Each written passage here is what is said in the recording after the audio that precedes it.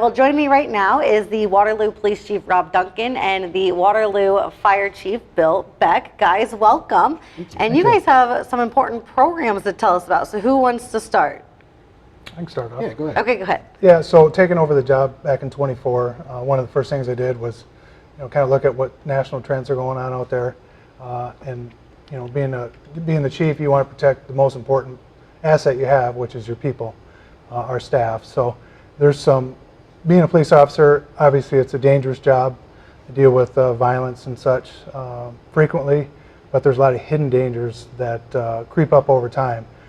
So what we did, both of us, is we looked at some things that could help the officers mentally and then also physically with cardiac on the police department side. So it took some work, but we do this program called Checkup from the Neck Up, which is it's a one hour session that an officer does. It's a mandatory thing with a certified counselor, typically first responder counselor, and they have just take that stigmatism away from talking to a counselor. They do that on their birthday month once a year.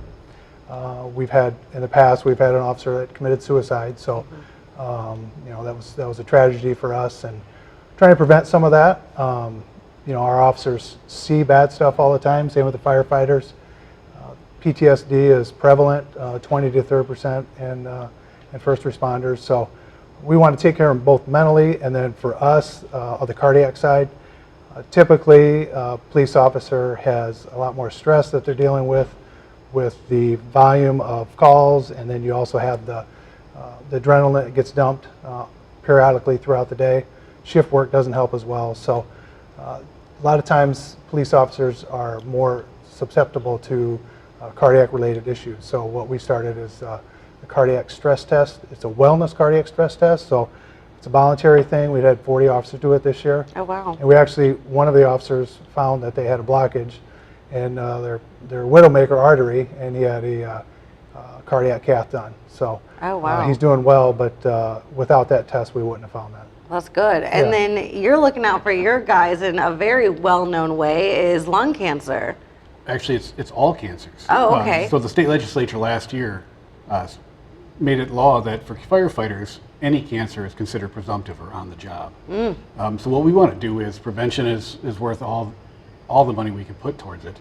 We've actually started a program where we do some diagnostic testings for the employees and even their spouses that can give some early signs for cancers. That makes sense, yeah, because they bring that smoke home on them. Well, we don't want them to, Right. But we've done lots of different things. Every station has extracting machines to wash our gear, washers and dryers to wash our uniforms. We've even installed saunas in 2 of our stations to get that sweat out. You got saunas? We do. All right, well, that's all the time that we have for you guys, but they're both really great programs. Yeah. So I think as a community member, I appreciate you guys looking out for your people like that. All right, well, and looking out for the rest of our people, let's see what Howard's got about this museum jazz he's talking about.